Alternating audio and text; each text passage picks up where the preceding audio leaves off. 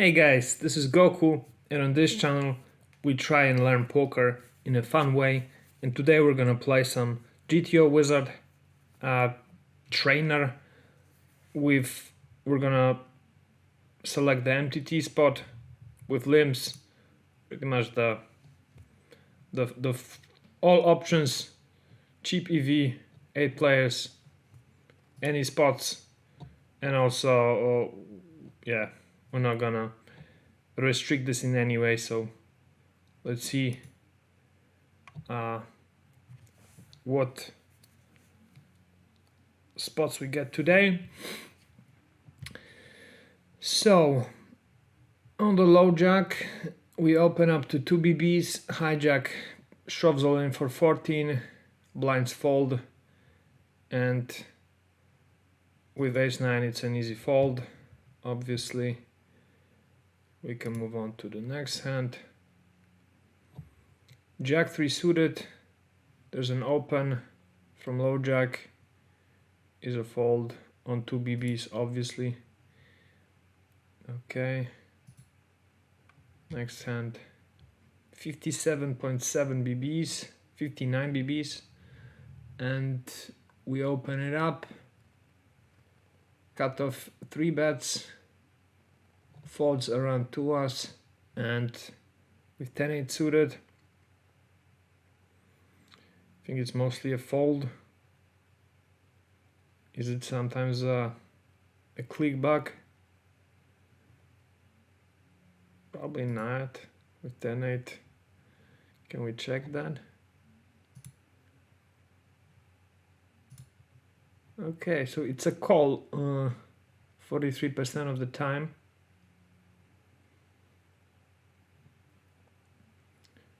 And a fold is just a little bit better EV wise, and it's not a clickback.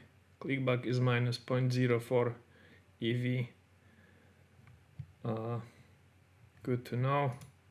Let's go to the next one.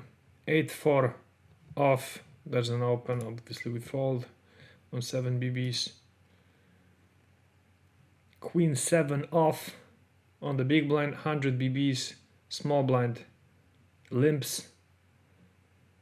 Now I think Queen 7 off is strong enough to raise it, but usually we should probably check. And now on the King Jack 7, the small blind checks, and I think we're gonna continue for just a quarter pot bet.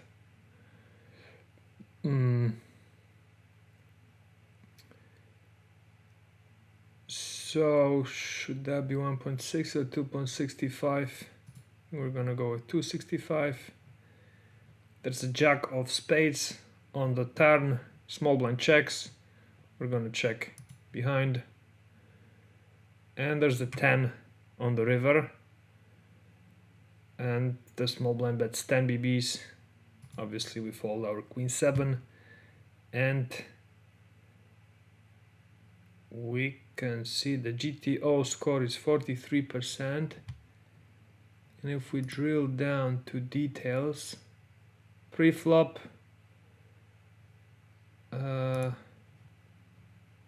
we see that all the options are fairly similar EV, and the solver differentiates 64% check, 26.5 raise to 3.5, 9.5% raise to 6.5. So that was fine. Then on the flop, we continued for a little bit over a quarter, and that's again pretty similar options all around, and check is the most frequent play, so that's fine. Then on the jack of spades, again checking versus betting, pretty similar. If we are to bet, then we should bet a third pot. And then on the river, so mostly what the solver is doing here is actually raising pot 53% of the time, and going all in 33% of the time with our particular hand, because we're blocking the straight and we are somewhat blocking the flush as well, but we are blocking the second nut flush. So I guess that's why the solver goes so aggro here. And that's why the GTO score is 43%. But EV wise, it's 0 versus a small EV difference. So interesting. But okay, let's continue here. Go to the next one. Hijack, King 8 suited. We limped. And the button raised all in for 9 BBs. We're limp folding King 8 suited, of course, on 8 BBs. Then Queen Jack, again limp folding on 11 BBs.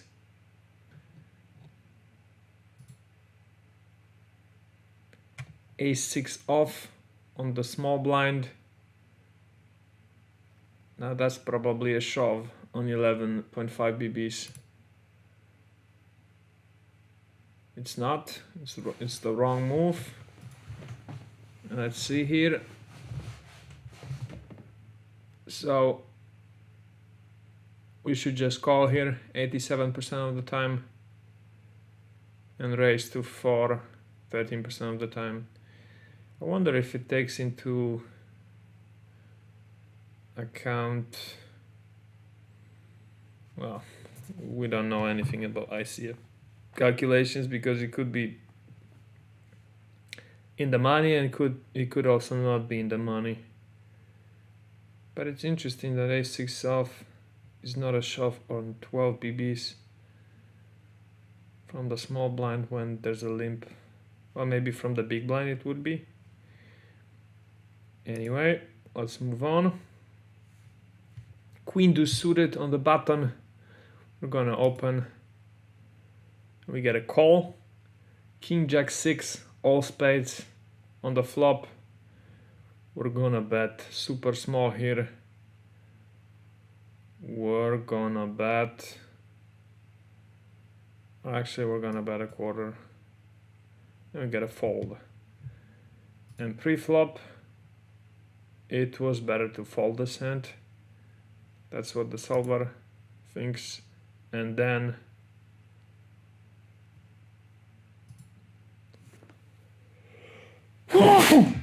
excuse me.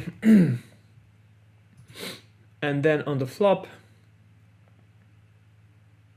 the solver is actually checking it behind 83% of the time. And if it's betting, it's mostly betting very small, like we did. But it's interesting. Kings, obviously we opened them up on 35 BB stack. Everyone falls except for the low jack. And on this board, we are going to continue for 2.3 for a third pot bet. We get raised, so we're just gonna call here. Is there any merit to raising? I don't think so. We should just call. Jack on the turn. We're gonna check it now. Should we ever bet here? Probably not. And now should we call a third pot bet, or rather shove all in?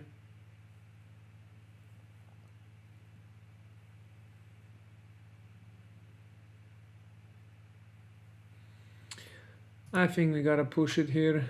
We gotta call by ace-8, and it is an inaccuracy. Let's see on the flop. So on the flop, what's very interesting the solver does not use the sizing that we use almost ever, and is doing a lot of checking with kings here, which is very, very interesting, probably to allow the low jack to catch up. So it's checking 63% of the time, and it's betting nearly full pot, 80% I believe of the pot, 31% of the time. But if we take a look at the EVs of all the actions, it's all the same, so not sure what the big deal is here.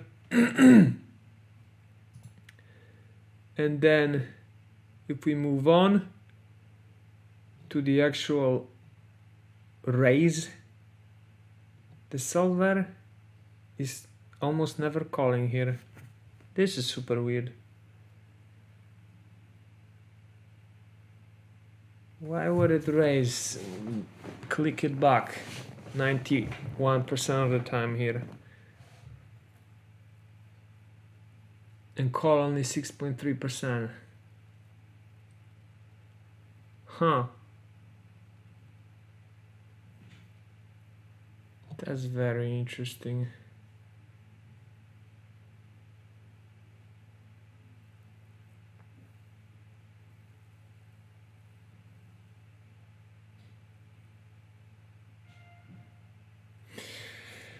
But, well, I'm not gonna figure this out. I wonder if there's any way of maybe finding out, study this spot. Let's check it out.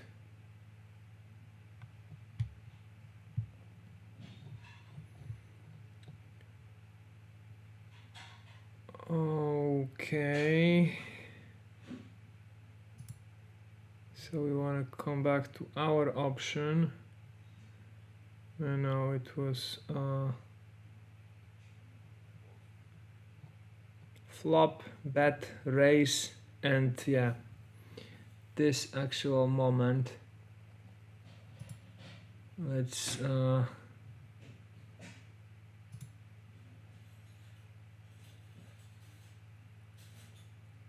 see this.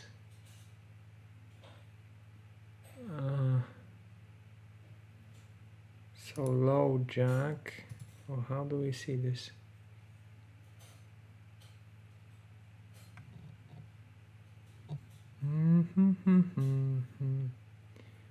So a UTG, that's no, that's us.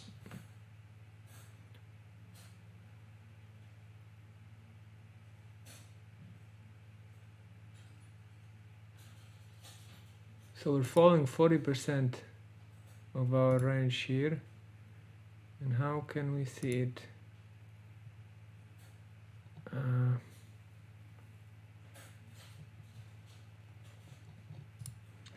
Strategy,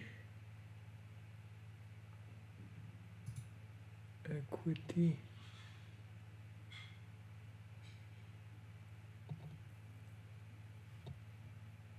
And if you look at low jack, okay, and range,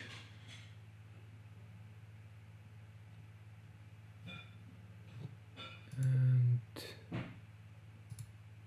all not equity, EV,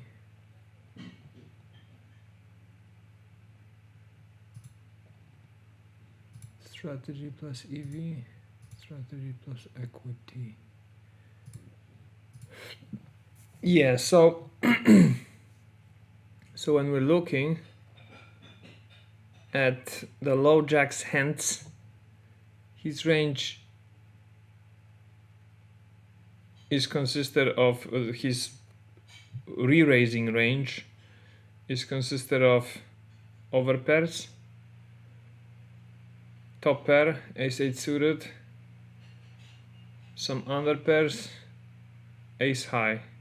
So mainly it's ace high, top pair, or overpair, and some draws.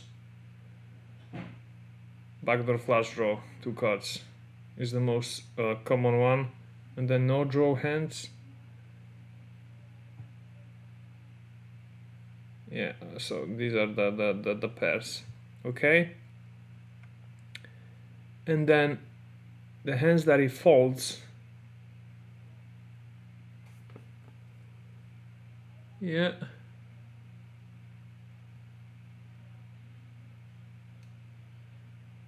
that makes sense. So basically he doesn't really have a lot of hands at this point. So our raise here, and actually if we call, let's say we call, the turn was, what was the turn? Then was a jack, I believe.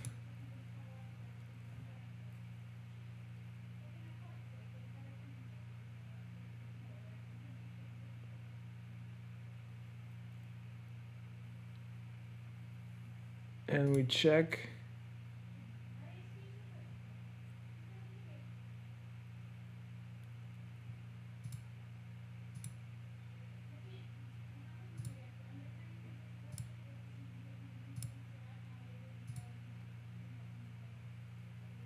And we select the hands he's gonna bet with.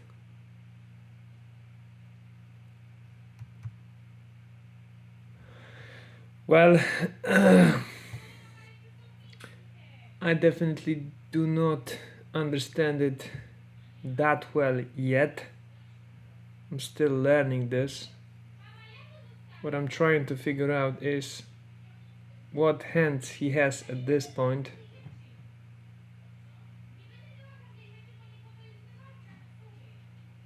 And I can't really figure it out. But in general, it seems like he's got a little bit more, 62.5% hands here that he will bet with. And these consist of mainly, if we go range-wise, nope. If we go equity, EV, strategy. Yeah, I'm not sure what I should use here for best.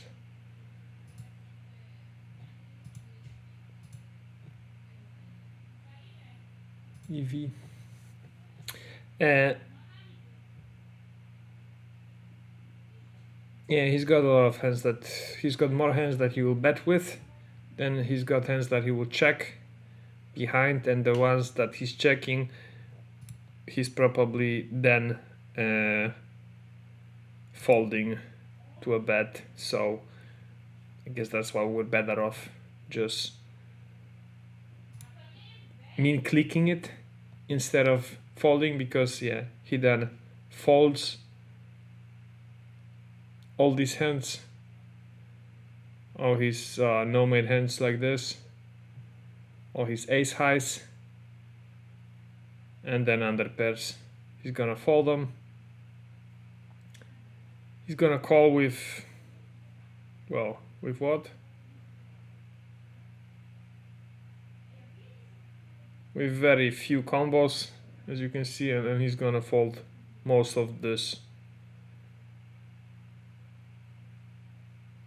So yeah, we're just banking on him having one of these 2.63 combos that he's gonna push with, I guess. So yeah, it's fun. It's quite complex. I need to still figure it out, how best to use it. But I am definitely enjoying this. Summary, blockers, filters. It's a lot of options. And is just great. And this is an equity graph, us versus UTG. So at this point our equity catches up to UTG, looks like. Anyway, thank you for watching. I hope you enjoyed watching this video. I know it's been a lot of me just trying to figure out how to use this tool, but I hope you got something useful out of it. I certainly did, and I hope in the future videos I will get to understand how to use this tool better. But just playing with the GTO trainer, I think, is a really nice experience, and I'm gonna continue doing that. So I'll see you in the next video. Bye.